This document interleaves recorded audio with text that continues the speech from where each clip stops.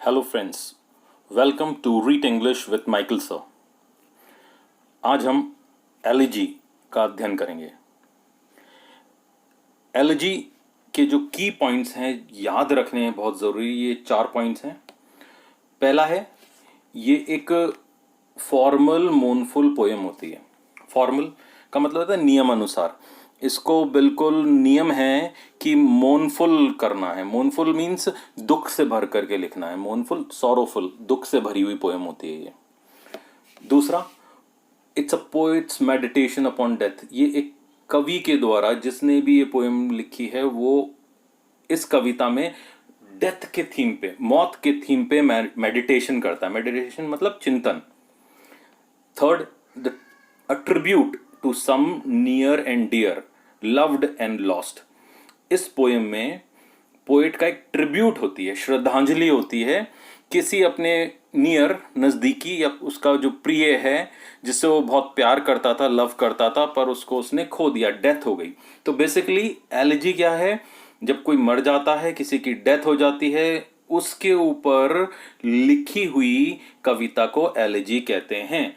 ये basic question बनता है डेथ के ऊपर। अब एलिजी का एक सब कैटेगरी भी आती है, मतलब एलिजी के अंदर ही आती है। एक प्रकार की एलिजी है जिसे हम पास्टोरल एलिजी कहते हैं।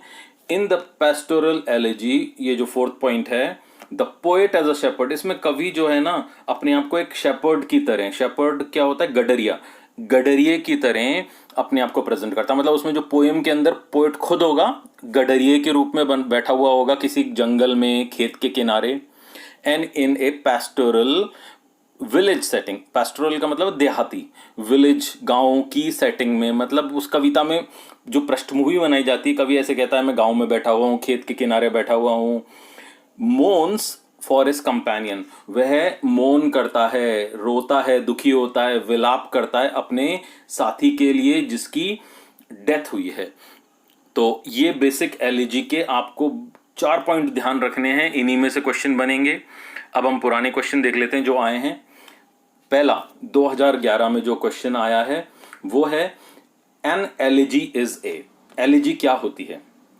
पहला ऑप्शन है sad poem usually about someone's death. पहला ऑप्शन ही सही है इसका।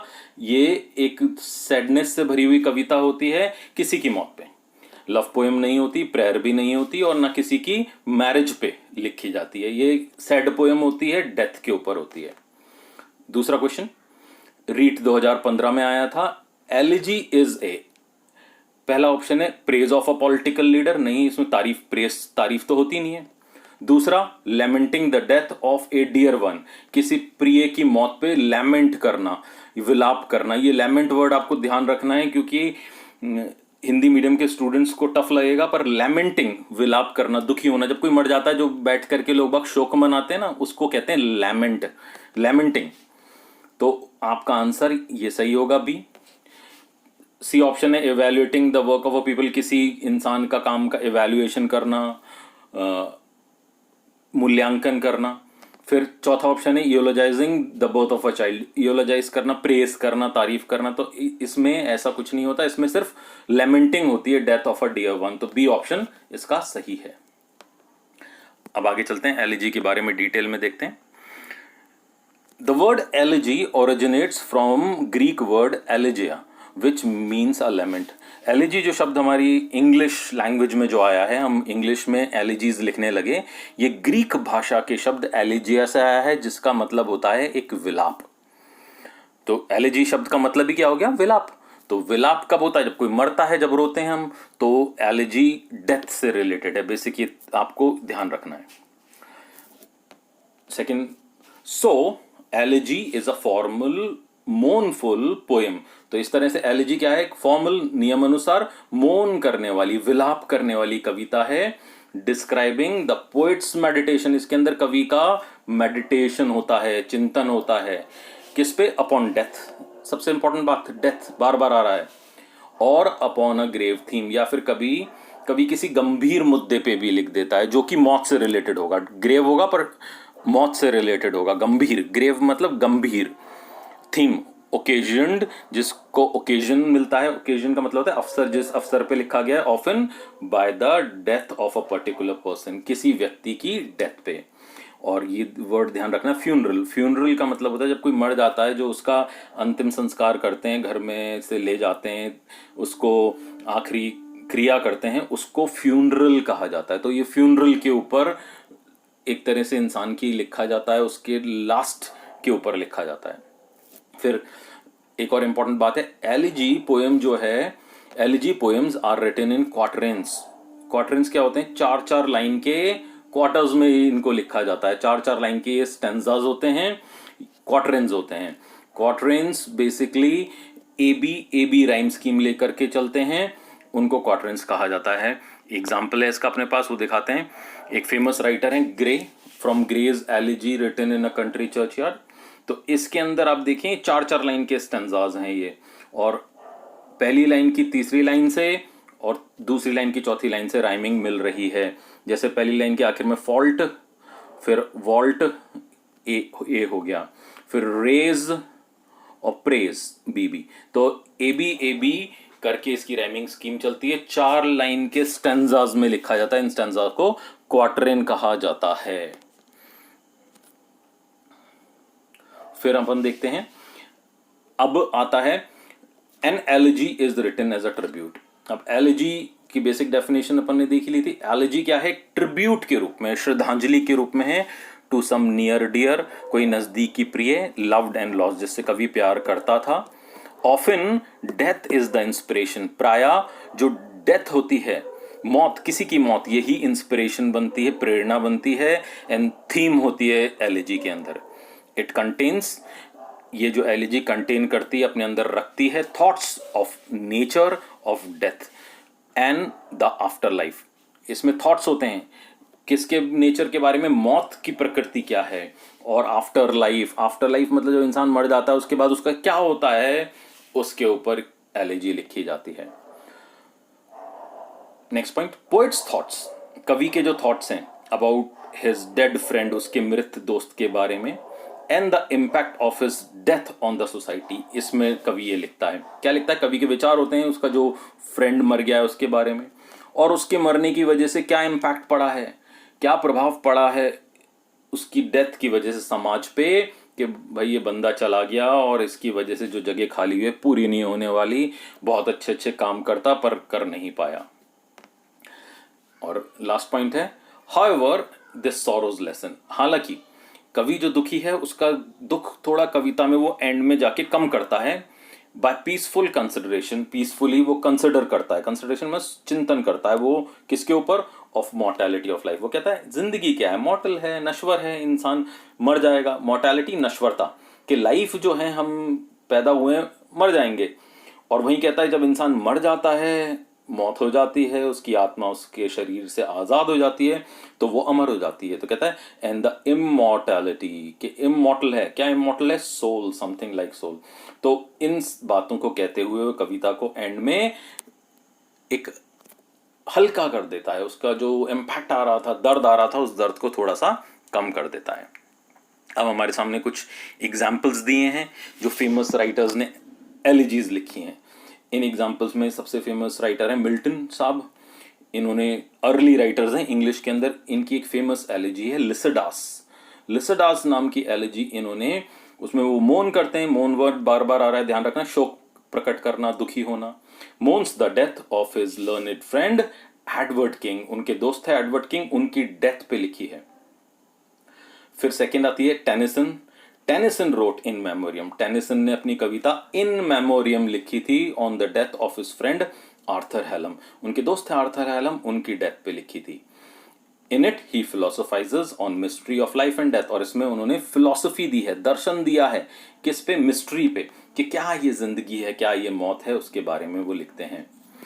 फिर एलिजी की जो सबसे बेस्ट एलिजी मानी जाती है, वो एक राइटर है ग्रे नाम के, थॉमस ग्रे, उनकी एलिजी आती है, ग्रे साहब की एलिजी आती है। An elegy written in a country churchyard, ये इन्होंने लिखी थी, is one of the finest elegy in English poetry. ये फाइनेस्ट मानी जाती है, सबसे बेस्ट मानी जाती है इंग्लिश पोइट्री में। In it we do not find personal lamentation, क्यों बेस्ट है ये, इसमें कभी कोई पर्सनल विलाप नहीं कर रहा, मतलब कोई अपना दोस्त मर गया उसके लिए नहीं रो रहा। जैसे मिल्टन अपने दोस्त एडवर्ड किंग के लिए दुख प्रकट कर रहा था, टेनिसन अपने दोस्त आर्थर हेलम के लिए दुख प्रकट कर रहा था। ग्रे ने एलिजी में किसी एक व्यक्ति पे दुख नहीं प्रकट किया है, वो दुख प्रकट करता है, कहता है इस कविता का बेसिक थीम ये है कि गांव है, गांव में बहुत टैलेंटेड लोग पैदा होते हैं और वहीं पे मर जाते हैं, उनका टैलेंट बाहर नहीं निकल पाता। बड़े बड़े संगीतकार, बहुत बड़े बड़े, बहुत बड़ा आदमी सचिन तेंदुलकर गांव में पैदा हुआ होता, वहां पर उसको मौका ही नहीं मिला तो सचिन तेंदुलकर कैसे बनता होता। ऐसे बहुत टैलेंटेड लोग हैं जो गांव में पैदा होते हैं और वहीं मर जाते हैं और उनका टैलेंट दुनिया को नहीं आ पाता। पर इसलिए ये कविता फेमस क्यों है, बट अ जनरल मोर्निंग, क्योंकि इसमें जनरल विलाप है, मोर्निंग है over the fate of the poor rural people. किन के भाग्य पे, गरीब देहाती, रूरल मतलब देहाती, गांव के लोगों के भाग्य के ऊपर है, इसलिए कविता बड़ी फेमस है। फिर आते हैं एलिजी का एक प्रकार है अपना जिसको अपन पैस्टोरल एलिजी कहते हैं। इन द पैस्टोरल एलिजी में the poet becomes a shepherd, कवि एक गडरिया बन जाता है, and in a pastoral world, और उस कविता के अंदर वो एक पास्टोरल दुनिया दिखाता है, देहाती दुनिया दिखाता है। वहां पर बैठा हुआ गांव में, खेतों के में, या फिर नदी किनारे, जंगल में, पहाड़ी के उधर बैठा हुआ कवि मौन कर रहा है, विलाप कर रहा है, किसके लिए, फॉरेस्ट कंपेनियन के, उसका कोई साथी गांव वाला मर गया। कंपेनियन साथी, दोस्त। The setting is the pastoral world of nature, इसमें जो सेटिंग होती है वो होती है पैस्टोरल वर्ल्ड, देहाती दुनिया नेचर की।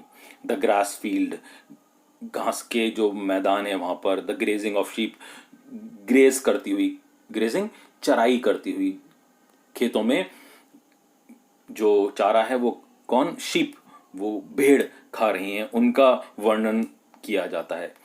और वहां पर दूसरे जो गडरिए घूम रहे हैं, अदर शेपर्ड्स, वो भी कवि के साथ दुख प्रकट करते हैं। And villagers of the pastoral world, जो देहाती दुनिया के विलेजर्स हैं, वो भी लैमेंटेशन करते हैं, विलाप करते हैं।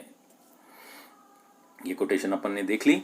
फ्रॉम ग्रेज एलिजी है, an elegy written country churchyard, इसके अंदर कवि अपने दुख को प्रकट करता है वही गांव वालों के ऊपर। उसकी कुछ लाइंस हैं, बड़ी अच्छी लाइंस हैं, फेमस लाइंस हैं। इसमें 4-4 लाइन के स्टैंजाज हैं। एलिजीज जनरल 4 लाइन स्टैंजाज क्वार्टरिन में लिखी जाती हैं। चलो अब आते हैं अपने इंपॉर्टेंट क्वेश्चंस। अपन 2 तो देख चुके हैं। पहला क्वेश्चन है जो रीड 2011 में आया था, वो क्या है, an elegy is A option सही है, a sad poem usually about someone's death, मौत के बारे में होती है। फिर आपका सेकंड क्वेश्चन आया था रीड 2015 में, एलिजीज क्या है, lamenting the death of a dear one, किसी डियर वन की डेथ पे लेमेंट किया जाता है इसके अंदर। फिर थर्ड क्वेश्चन है, the poetry in which the speaker reflects on the death in a meditative style, वह पोएट्री जिसके अंदर कवि रिफ्लेक्ट करता है, स्पीकर जो कविता को बोल रहा है वो रिफ्लेक्ट कर रहा है, चिंतन कर रहा है on death of in meditative style, किसी की डेथ पे मेडिटेशन के साथ, चिंतन के साथ, मेडिटेटिव चिंतन की शैली में, तो ऐसी कविता कौन सी होती है, elegy. An elegy is considered, question number 4, an elegy is considered as A, elegy कैसी कविता होती है, बी, मोर्नफुल पोएट्री होती है। Question number 5, in elegy the poet can display, elegy में पोएट जो डिस्प्ले करता है वो क्या डिस्प्ले करता है, फ्यूनरल्स आपको बताया था, जब इंसान की डेथ हो जाती है उसके बाद जब उसको जलाने के लिए, दफनाने के लिए ले जाते हैं तो उस प्रक्रिया को फ्यूनरल कहा जाता है।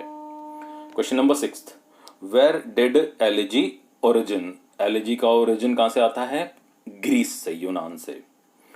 Mostly elegy poems are written in, ज्यादातर एलिजी कविताएं, 7th क्वेश्चन है, ज्यादातर एलिजी कविताएं लिखी जाती हैं किसमें, क्वार्टरेंस के अंदर, 4-4 लाइन के स्टैंजास होते हैं।